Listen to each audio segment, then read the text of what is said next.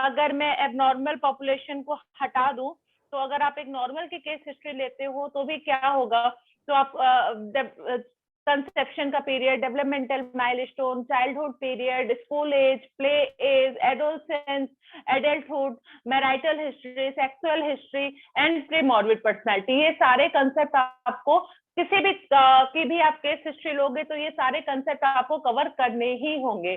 और ये जो हम इंफॉर्मेशन कवर करते हैं, इसमें सबसे ज्यादा मैंडेटरी होता है कि किसी तरीके का मैनिपुलेशन नहीं होता है, because you are taking case history, तो ये डिस्क्रिप्टिव होता है, इसमें आप किसी तरीके का मैनिपुलेशन नहीं कर सकते हो, एज इट इज सबकी जैसी केस हिस्ट्री है वही आपको लेनी है। मैंने एक फॉर्मेट शेयर करा है कि आप लिखोगे कैसे, तो आप लोग प्लीज, मे बी शायद आपको उससे हेल्प मिलेगी। जो जहां तक डिस्कस हुआ था वहां तक कोई प्रॉब्लम तो नहीं है आपको? No ma'am, all okay okay. तो अभी गैस, जो अगर हम लोग एक ये जो मेंटल स्टेटस एग्जामिनेशन बता रहे हैं, ये actually it's not a part of normal population, but अगर आपको ऐसा पेशेंट मिल गया ड्यूरिंग पीएचडी कि वो डिप्रेशन का क्लाइंट है या एंजाइटी का पेशेंट है, तब आपको उसका मेंटल स्टेटस एग्जामिनेशन भी लेना होगा। ठीक है, मेंटल स्टेटस एग्जामिनेशन के लिए जो बेस्ट बुक है वो स्ट्रोबन ब्लैक की है। अगर आपको बहुत सीखना है तो आप वो बुक परचेस कर सकते हो। ठीक है, अदरवाइज मैं आपको शेयर करती हूँ, बताती हूँ कि मेंटल स्टेटस एग्जामिनेशन, जिसको शॉर्ट में एमएससी बोलते हैं, उसमें क्या क्या पॉइंट्स हम डिस्कस करते हैं। तो सबसे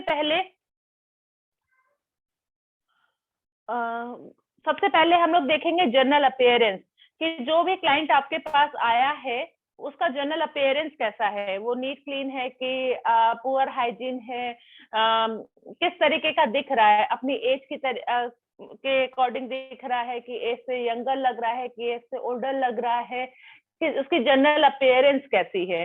अगर पेशेंट क्लाइंट में कोई दिक्कत नहीं है तब हम लोग लिखेंगे क्लाइंट वॉज केम्प्ट एंड टाइडी। ठीक है, personal hygiene was maintained.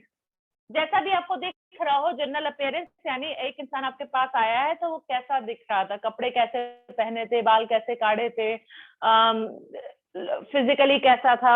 Okay, then आपका जो सेकंड हेडिंग होता है वो होता है इन टच विथ सराउंडिंग्स, क्योंकि जब पेशेंट क्लाइंट हमारा बहुत ज्यादा डिप्रेस होता है या बिल्कुल अपना होश खो बैठता है, कॉन्शियस में नहीं होता है, तब उसको कुछ समझ में नहीं आता है, पता चला वो टेबल में लेटा जा रहा है या टेबल पे बैठा जा रहा है, उसको चेयर नहीं आइडेंटिफाई कर पा रहा है, तो वो इन टच विथ सराउंडिंग्स है कि नहीं। हम कहीं जाते हैं, हम देखते हैं कि सामने सीढ़ी है तो हम उतरना शुरू कर देते हैं। तो इन टच विथ सराउंडिंग्स का मतलब अपने जो हमारा इन्वायरमेंट है उसके अकॉर्डिंग हम बिहेव कर पा रहे हैं फिजिकली कि नहीं। गाइस, क्लियर हुआ? In touch with surroundings. Yes ma'am.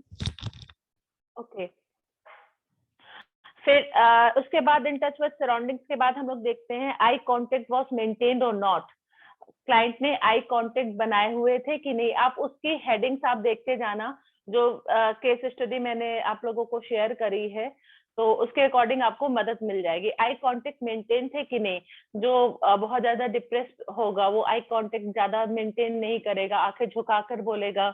तो मेंटल स्टेटस एग्जामिनेशन क्या है? मेंटल स्टेटस एग्जामिनेशन है कि अभी में उसकी किस तरीके की फंक्शनिंग है वो आपको जाननी है। केस हिस्ट्री तो आप ले ही रहे हो, केस हिस्ट्री जन्म से अभी तक क्या क्या होता आया वो आपने ले लिया, बट अभी प्रेजेंट में इसकी किस तरीके की फंक्शनिंग है वो जानने के लिए हम करते हैं मेंटल स्टेटस एग्जामिनेशन।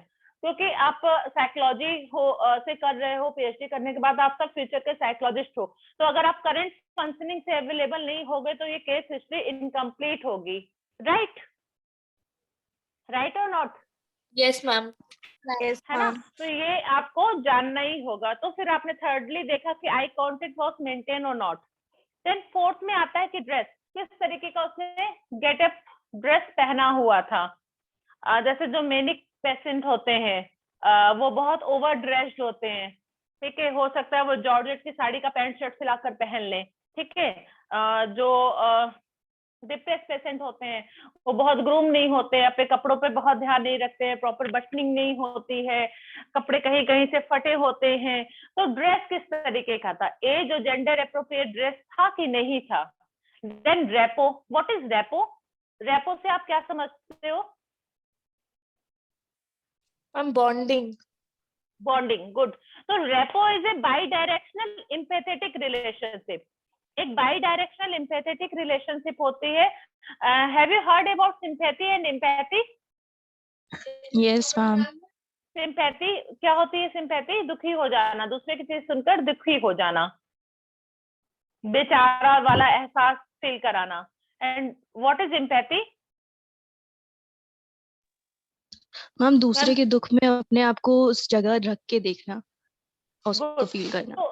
तो रेपो क्या होता है? Repo is a bidirectional empathetic relationship, यानी ये दोनों तरफ से होता है, और हम जो क्लाइंट के लिए जो अपना एटीट्यूड रखते हैं वो एम्पैथेटिक रखते हैं, यानी उसके प्रॉब्लम को हम समझ पाते हैं।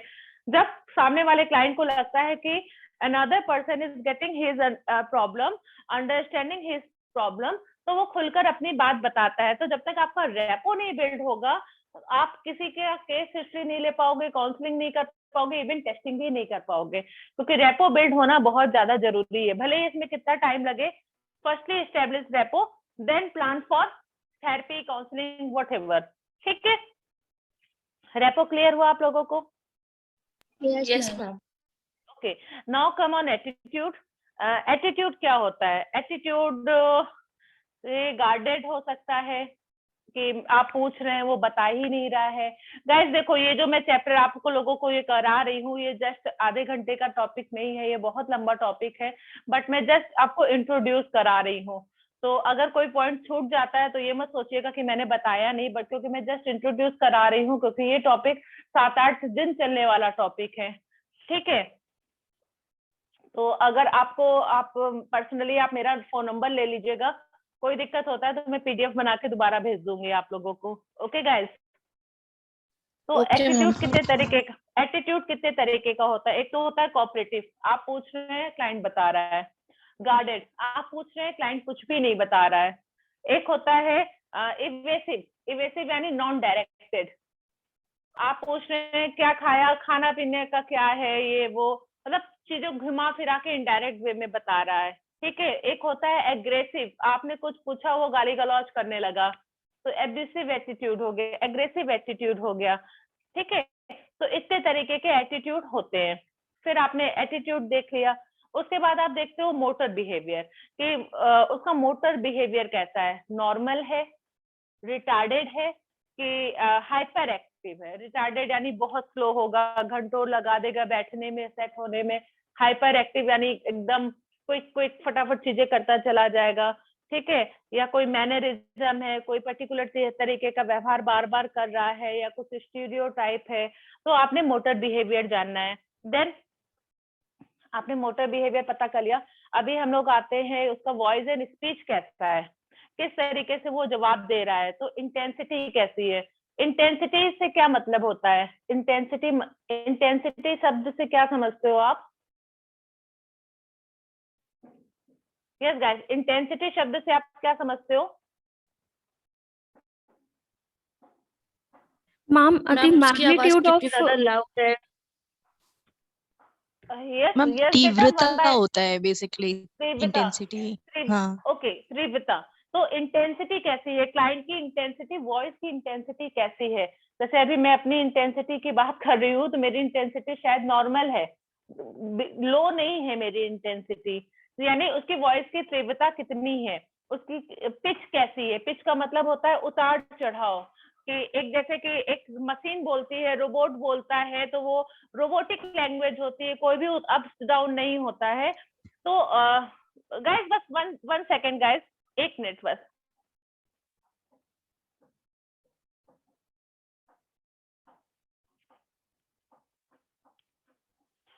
ओके, तो पिच कैसी है? पिच का मतलब कितने उतार चढ़ाव उसमें हो रहे हैं, कि वो एक ही मैनरिज्म में मोनोटोनस बोलता चला जा रहा है। देन रिएक्शन टाइम, किस तरीके का रिएक्शन टाइम है, अप्रोप्रिएट है, नॉर्मल है, डिले है।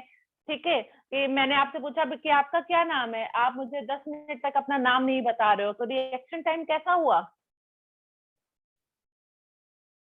Delay. Very good, very good. ठीक है, और मैंने पूछा कि बेटा नाम क्या है, आपने फटाफट नाम बता दिया, रिएक्शन टाइम कैसा हुआ? एप्रोप्रिएट। इमीडिएट। ठीक है, तो हमें रिएक्शन टाइम देखना है कि रिएक्शन टाइम नॉर्मल है, डिले है, कि किस तरीके का है। देन स्पीड कैसी है बोलने की, बहुत स्लो बोल रहा है, बहुत तेज बोल रहा है। ठीक है, तो ये सब चीजें हमने वॉइस में उसका देखा कि क्या क्या चीजें वो कर पा रहा है। देन अब अभी कुछ कुछ चीजें पैथोलॉजिकल, एक स्केल है गाइस, अगर आप बहुत इंटरेस्टेड हो जानने के लिए, तो एक स्केल है TLC करके स्केल है, scale for assessment of thought language and communication. Thought language and communication, please वो गूगल में फ्री ऑफ कॉस्ट है, आप लोग उसको डाउनलोड कर लीजिएगा। Getting my point? Ma'am can you please repeat it? Okay, scale of assess, one second, thought language and communication, scale for assessment of thought language and communication, TLC। Okay ma'am. ये TLC scale Nancy Anderson का है। तो उसमें आपको जो pathological voice होती है, pathological speech होती है, उसके बारे में सारी इंफॉर्मेशन आपको वहां से मिल जाएगी। जैसे कब हम पॉवर्टी ऑफ स्पीच बोलेंगे, कब हम सरकमस्टेंशियलिटी बोलेंगे, कब हम प्रेशर ऑफ स्पीच बोलेंगे। ठीक है, तो कब हम इकोलिया बोलेंगे, कब हम बोलेंगे कि एकदम नियोलॉगिज्म है। तो बहुत तरीके के स्पीच के पैटर्न होते हैं जब हम एबनॉर्मल पॉपुलेशन को डील करते हैं। तो आप लोग प्लीज इस स्केल को डाउनलोड कर लीजिएगा। जी मैम सर्कमस्टेंशियलिटी मतलब क्या होगा? हाँ जी बेटा। मैम सर्कमस्टेंशियलिटी में क्या समझेंगे हम लोग? सर्कमस्टेंशियलिटी होता है कि अगर आपने किसी से पूछा कि तुम्हारा घर कहाँ है, तो सर्कमस्टेंशियलिटी जिसमें होगी वो बोलेगा कि आप यहाँ से सीधे बस पकड़ेंगे और बहुत सारी बसें खड़ी होंगी, आप इधर उधर देखोगे तो एक आधी बस मिल जाएगी, बस में चढ़ेंगे तो आप पहाड़ों के बीच से होकर निकलेंगे, तब आपका रामपुर पड़ेगा, बट रामपुर नहीं, उसके आगे पड़ेगा विक्रमपुर, विक्रमपुर नहीं, उसके आगे पड़ेगा डोरंडा, डोरंडा में जब आप उतरोगे तो बहुत बड़ा पीपल का पेड़ होगा, पीपल के पेड़ के पास आप अंदर 2.5 किलोमीटर जाओगे, और ऐसे मतलब पूरा घुमा फिरा के उसने एनवायरनमेंट में जितनी भी चीजें देखी होंगी, लास्ट में 10 मिनट के बाद वो बताएगा कि मेरा घर कहाँ है। ठीक है, दिस इज सर्कमस्टेंशियलिटी। सर्कमस्टेंशियलिटी मतलब आप किसी से कोई क्वेश्चन पूछ रहे हो तो वो अपना जो आपका आंसर है वो इतना लंबा चौड़ा पूरे शहर का चक्कर काट के तब आपको आंसर कर रहा है, बट आंसर कर दे रहा है, गोल अचीव हो जा रहा है, बट आपको बहुत पेशेंस रखना पड़ रहा है उसकी बात सुनने के लिए। That is circumstantiality. तो जैसे कि हमारे कुछ पेशेंट होते हैं, ऐसे मैनिक पेशेंट में भी सर्कमस्टेंशियलिटी देखी जाती है, बहुत सारे पेशेंट में हमारी सर्कमस्टेंशियलिटी देखी, डिप्रेशन के पेशेंट में भी कभी कभी देखी जाती है, एंजाइटी के पेशेंट में भी देखी जाती है। तो डिपेंड करता है, बहुत सारे उसमें देखी जाती है। जैसे एक होता है प्रेशर ऑफ स्पीच, जब आप मैनिक पेशेंट से डील करोगे ना तो इतनी जल्दी वो आंसर कर देगा कि आप सुन भी नहीं पाओगे, धड़ धड़ धड़ धड़ धड़ धड़ एकदम बताता चला जा रहा है। जो डिप्रेशन का पेशेंट होता है उसका पॉवर्टी ऑफ स्पीच होती है, यानी एकदम आपको 10 मिनट 10 ही पूछने में लग जाएंगे कि तुम्हारा नाम क्या है, तुम कहाँ रहते हो पूछने के लिए मान लो 15 मिनट और लगेगा, घर में कौन कौन है तो बिल्कुल चुप है, अब 10 बार पूछ रहे हो आपके घर में कौन है, आपके घर में कौन कौन रहता है। ठीक है, तो ऐसे ही बहुत सारे पैटर्न होते हैं। तो जब आप ये स्केल पढ़ोगे तो डिफरेंट तरीके के स्पीच के बारे में आपको पता चल जाएगा। Alright guys? Yes ma'am. Okay guys, समझ में आ रहा है कि मैं बहुत फास्ट जा रही हूँ कि आप लोग समझ जा रहे हो ना? मैम आ रहा है समझ ओके, में। सब समझ में आ रहा है। Okay, thank you guys. Then आपने स्पीच पता कर ली। हाँ जी बेटा। मैम ये स्केल किसने बनाया था? नैन्सी एंडरसन ने, Nancy NANCY, Nancy Anderson.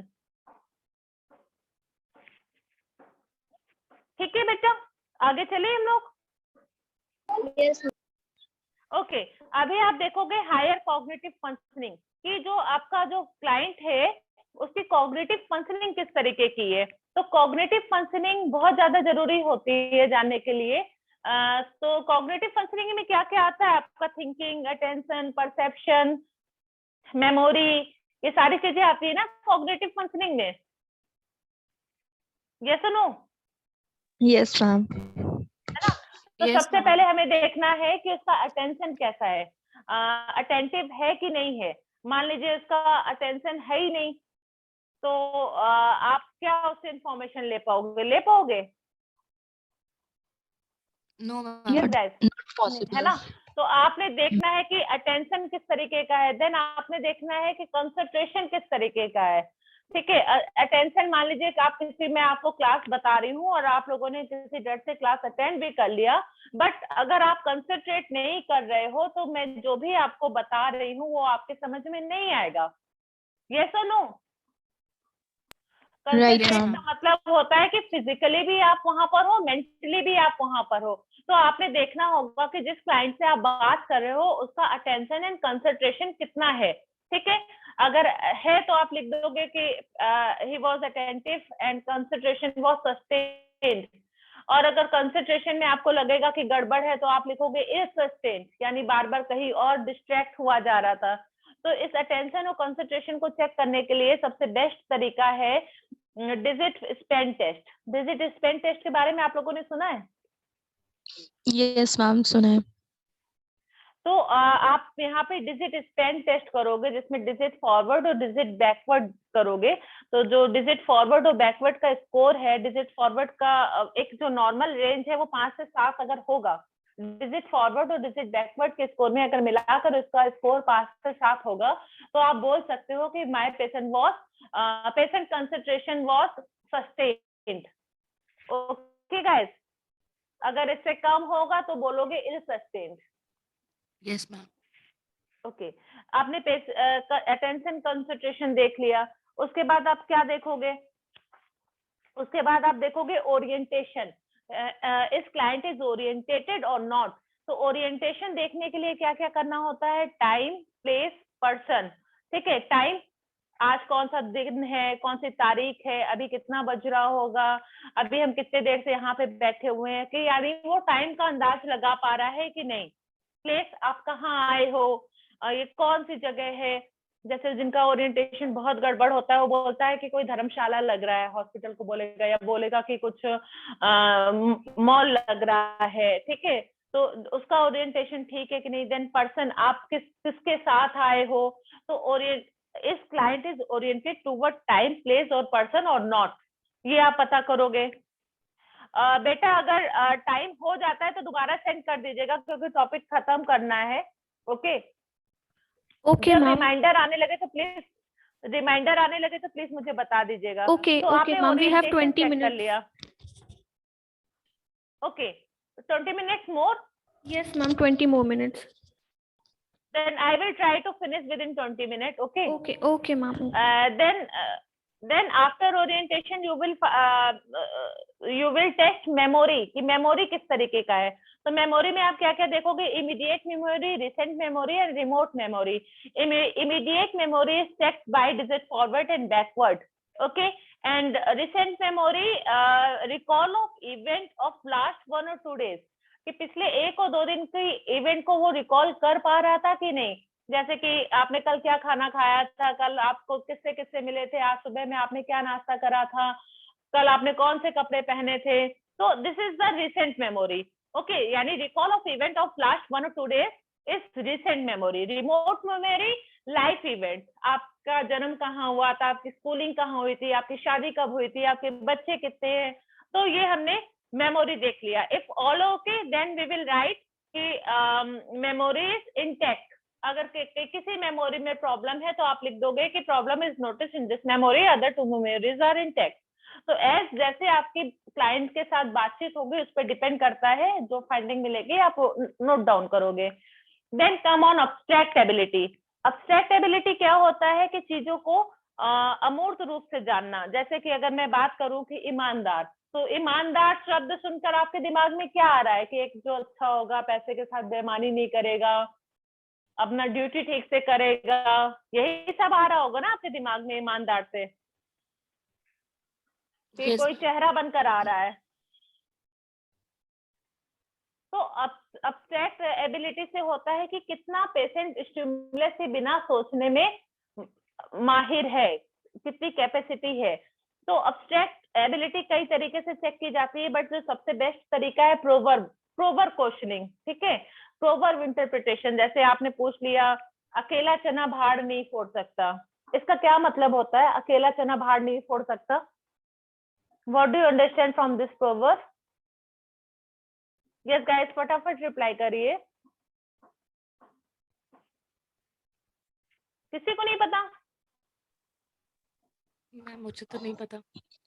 Ma'am इसका मतलब यही हुआ कि अकेला इंसान इतना बड़ा काम नहीं कर सकता है, सबकी साथ की जरूरत होती है। Very good, very good. तो यानी आपका जो एबिलिटी है वो अब्स्ट्रैक्ट लेवल पर है, ठीक है। जैसे कि अगर मैंने पेशेंट से पूछा नाच ना जाने आंगन टेढ़ा, तो अगर मेरा पेशेंट रिप्लाई करता है कि उसको नाचना नहीं जानता था और बार बार बोल रहा था आंगन टेढ़ा है, आंगन टेढ़ा है, तो अगर इस तरह का रिप्लाई कर रहा है तो यानी उसकी जो सोच है वो अब्स्ट्रैक्ट लेवल पे नहीं है, कॉन्क्रीट लेवल पर है। बट अगर वो बोले कि किसी काम को नहीं जानते हो और बहाने बनाते रहते हो, तो इसका यही मतलब है। तो अगर वो इन प्रोवर्ब का सब आसानी से मतलब निकाल पा रहा है तो बोलेंगे कि अब्स्ट्रैक्ट एबिलिटी जो है वो अब्स्ट्रैक्ट लेवल पर है। नहीं निकाल पा रहा है तो कॉन्क्रीट लेवल पर है। इसको चेक करने के लिए बहुत सारे मेथड होते हैं, proverb interpretation is one of them. उसके अलावा सिमिलरिटी और डिसिमिलरिटी भी होता है। Alright, then you will ask in cognitive functioning general information. General information में जैसे वेद कितने तरीके के होते हैं, मकर संक्रांति कब होती है, लोहड़ी कब होती है, क्रिसमस कब होता है, कितनी तरीके की ऋतुएं होती हैं, भारत का प्रधानमंत्री कौन है, राष्ट्रपति कौन है, इस तरीके की जनरल इंफॉर्मेशन कि how much he is oriented towards environment, कितना उसको ओरिएंटेशन है। देन आपने उसका इसके बाद आप इन सारी इंफॉर्मेशन को पूछने के बाद एक इम्प्रेशन लगाओगे कि उसकी कॉग्निटिव फंक्शनिंग ओवरऑल, उसका जो कॉम्प्रिहेंशन है वो कैसा है, नॉर्मल है और प्रॉब्लम है, कि बिलो एवरेज है, नॉर्मल है, जीनियस है, क्या है। एक जस्ट आप क्वालिटेटिव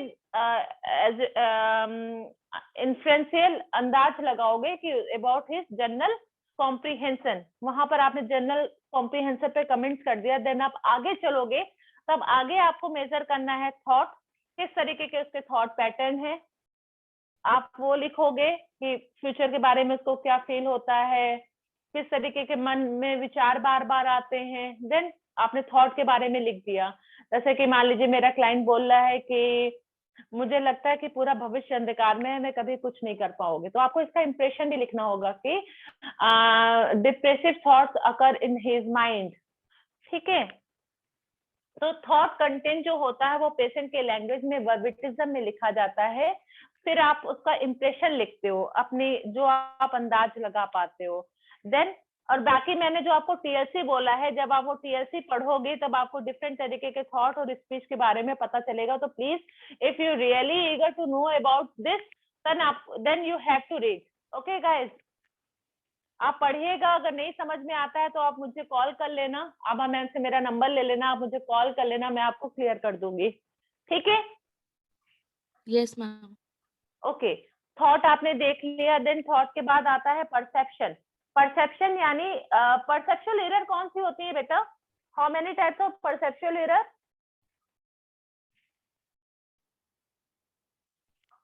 इल्यूजन एंड हेलुसिनेशन, ठीक है। तो जो हमारा जो एबनॉर्मल पॉपुलेशन होता है उसमें ज्यादातर हेलुसिनेशंस आते हैं। हेलुसिनेशंस यानी perception without external stimulus, perception without perception in absence of external stimulus, कुछ है नहीं फिर भी दिखाई दे रहा है, कुछ बोल नहीं रहा है फिर भी सुनाई दे रहा है। तो आपको वो भी चेक करना है कि क्या कोई परसेप्चुअल डिसऑर्डर तो नहीं है, किसी तरीके का हेलुसिनेशन तो हमारे क्लाइंट को नहीं हो रहा है। Then you will assess judgement. Judgement is very very important because क्योंकि ये जो जजमेंट है यानी उसका सोचने समझने का तरीका ठीक है कि नहीं है, वो हालात के बारे में ठीक से निर्णय ले पा रहा है कि नहीं। You have to assess judgement also. Judgement 3 level पे टेस्ट करते हैं, social, personal, social and personal. तो सोशल में आप दे सकते हो कि आप कोई क्वेश्चन पूछ सकते हो, जैसे कि आप मूवी हॉल में अकेले हो और आपने देखा मूवी हॉल में आग लग गई, आप क्या करोगे? वो बोलेगा कि मैं वहां से भाग जाऊंगा, तो उसका जजमेंट कैसा हुआ? फेयर कि पुअर? मैम फेयर ही हुआ। फिर फेयर हुआ? फेयर हुआ कि पुअर हुआ?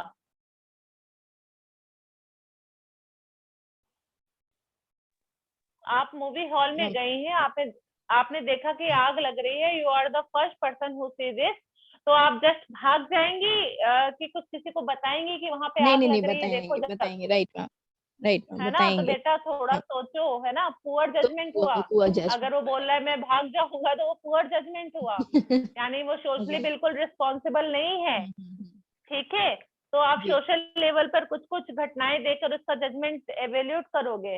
देन पर्सनल में भी आप पूछ सकते हो कि आप किसी का बर्थडे पार्टी कैसे ऑर्गेनाइज करोगे, आपका जॉब चेंज हो जाएगा, ट्रांसफर करना होगा, तो आप कैसे क्या करोगे। कोई भी पर्सनल इवेंट देकर आप चीजें पूछ सकते हो जो बहुत सुपरफिशियल लेवल की होती है। जैसा वो रिप्लाई करेगा अकॉर्डिंगली आप लिखोगे जजमेंट इज पुअर और फेयर। अगर फेयर है तो फेयर, अगर पुअर है तो पुअर, खराब।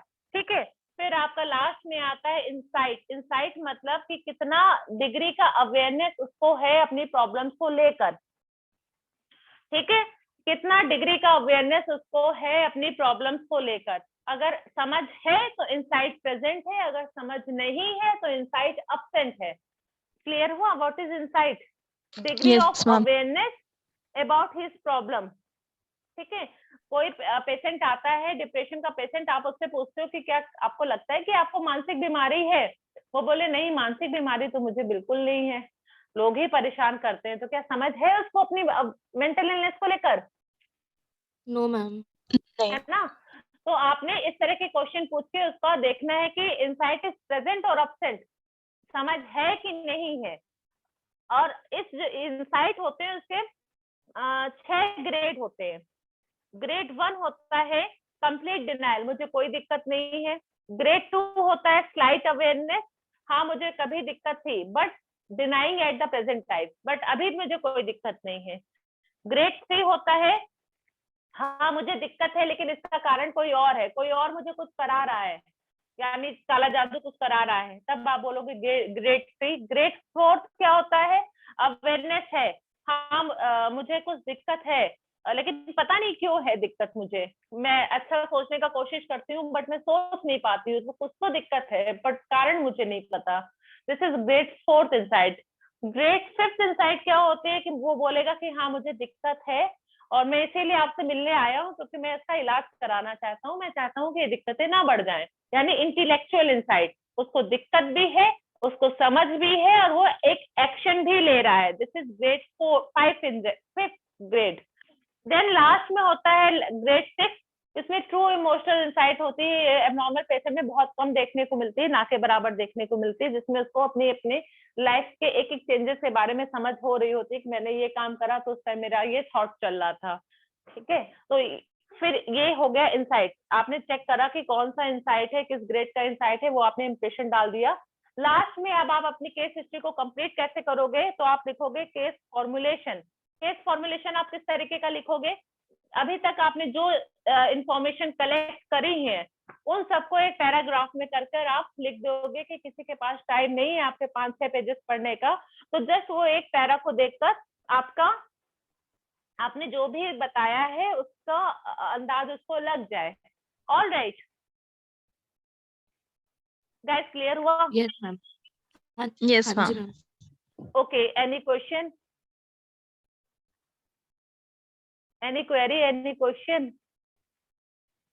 लिखने का पैटर्न भी आपको समझ में आया ना, केस स्टडी किस तरीके से लिखी जाएगी? Yes yes ma'am, ma'am. Absolutely clear. हाँ जी बेटा। यस मैम, पीडीएफ भी देखा था जो आपने भेजा था। ओके, तो किसी को कुछ पूछना है अभी? कोई क्वेरी है आपकी? No ma'am. ओके, और वन मोर थिंग कि इस केस हिस्ट्री में आपने केस हिस्ट्री ले ली, सारी इंफॉर्मेशन तो मैंडेटरी है ही है, उसके अलावा एडिशनली आपको कहाँ से मदद मिलेगी, आप कुछ क्वेश्चनेयर लगा सकते हो, कुछ इन्वेंट्रीज लगा सकते हो, कोई चेकलिस्ट लगा सकते हो, कोई साइकोलॉजिकल टेस्ट लगा सकते हो, स्कूल का रिकॉर्ड देख सकते हो, ठीक है। बाकी आसपास का क्या लोगों का ये है उसके बारे में रिलेटिव से पूछ सकते हो, फ्रेंड से पूछ सकते हो। तो और भी आउटर सोर्सेस होते हैं जिससे आप अपने केस के बारे में कंप्लीट नॉलेज इकट्ठा कर सकते हो, ठीक है। Yes, ma'am. these are the other helping tools which help us कि मुझे नहीं समझ में आ रहा है क्या चल रहा है तो मैंने कोई साइकोलॉजिकल टेस्ट लगा लिया, मैंने कोई स्केल मैम, लगा के क्लियर कर लिया। हाँ जी बेटा। मैम एक क्वेश्चन है मैम, जब हम रिसर्च मेथोडोलॉजी में क्वालिटेटिव स्टडी करते हैं तो मैम उसमें डेटा कलेक्ट करने का एक मेथड होता है केस स्टडी। मैम उसमें भी मैम जब हम वो वाली केस स्टडी करते हैं तो मैम उसमें भी हम एमएससी करते हैं? उसमें एमएससी नहीं करते हैं, उसमें एमएससी आपका जो एमएससी मैंने इसलिए ऐड कर दिया कि मान लीजिए कि आपके रिसर्च में कोई एंजाइटी का पेशेंट आ जाए, कोई डिप्रेशन का पेशेंट आ जाए, तब एमएससी जरूरी हो जाती है, वरना नॉर्मल आप एमएससी नहीं करोगे। Okay ma'am. तो मैम डेटा कलेक्शन मेथड में मैम कंसेप्शन नॉर्मल जो केस स्टडी करते हैं जो करा जाता है उसमें कि भाई कहाँ पे जन्म भी हुआ, कहाँ पे कैसा बचपन रहा, कैसा स्कूल रहा, कैसा दोस्त रहे, कैसा आस पड़ोस था, कैसा एडोलसेंस पीरियड था, किस तरीके का इसका एम्प्लॉयमेंट रहा है, किस तरीके की एडल्टहुड रही है, किन किन लोगों से रिलेशंस बने हैं, मैरिटल अगर हुआ है तो मैरिटल रिलेशनशिप किस तरीके की रही है, और ये शुरू से अभी तक कैसा रहा है, जस्ट हमें वो जानना होता है इन जनरल, ठीक है। हमें ये सारी चीजें जानी, प्लस अगर आपको लगेगा कि जो मैंने जाना है वो कहीं इनकम्प्लीट है तो आप कुछ क्वेश्चन लगा सकते हो कि किसी भी तरीके की क्वेश्चन, जैसे सेल्फ कॉन्सेप्ट क्या है, ठीक है, किसी तरह का कॉन्फ्लिक्ट नहीं तो नहीं है तो आपने एसएससीटी लगा लिया, किसी तरह का अगर आपको लग रहा है कि डिप्रेशन है बट मैं कैप्चर नहीं कर पा रही हूँ तो आपने बेक डिप्रेशन इन्वेंट्री लगा लिया, आपको लगा कि थोड़ी एंजाइटी है बट ये ठीक से बता नहीं रहा है तो आपने हैमिल्टन एंजाइटी स्केल लगा लिया। तो या फिर आपने टीसीआई, कुछ एक टीसीआई होता है टेम्परामेंट एंड कैरेक्टरिस्टिक इन्वेंट्री, वो आपने लगा लिया कि किस तरीके के इसके टेम्परामेंट रहे हैं, किस तरीके के इसकी कैरेक्टरिस्टिक्स रही है, वो सब लगाकर आपने कंक्लूड कर दिया तो आपकी हो गई केस स्टडी। यानी जो चीजें मैंने बताई हैं वो ऐसे तो करना ही है, मैंने आपको जर्नल के साथ साथ एक एबनॉर्मल मेंटली डिस्टर्ब की किस तरीके के केस स्टडी ली जाती है, मैंने प्लस साथ में वो भी ऐड कर दिया आपको। बाकी आप किसी का भी केस स्टडी लोगे तो ये सीक्वेंस तो आपका फॉलो होगा ही होगा। सोशियो डेमोग्राफिक डिटेल, देन आप पर्सनल हिस्ट्री से पूरा आप शुरू कर दोगे, ठीक है। समझ में आ गया। और कुछ दिक्कत, कोई क्वेरी गाइस? और कुछ क्वेरी है आप लोगों की? यस गाइस, समझ में आया है गाइस आप लोगों को अच्छे से? यस मैम, समझ में आ गया। Yes, ma'am. Okay guys, then thank you so much. Thank you, ma'am. Thank you ma'am. Okay guys, bye bye, take care. किसी को अगर कुछ दिक्कत Okay, होती ma'am. है तो प्लीज Thank आप लोग मुझसे पूछ सकते हो।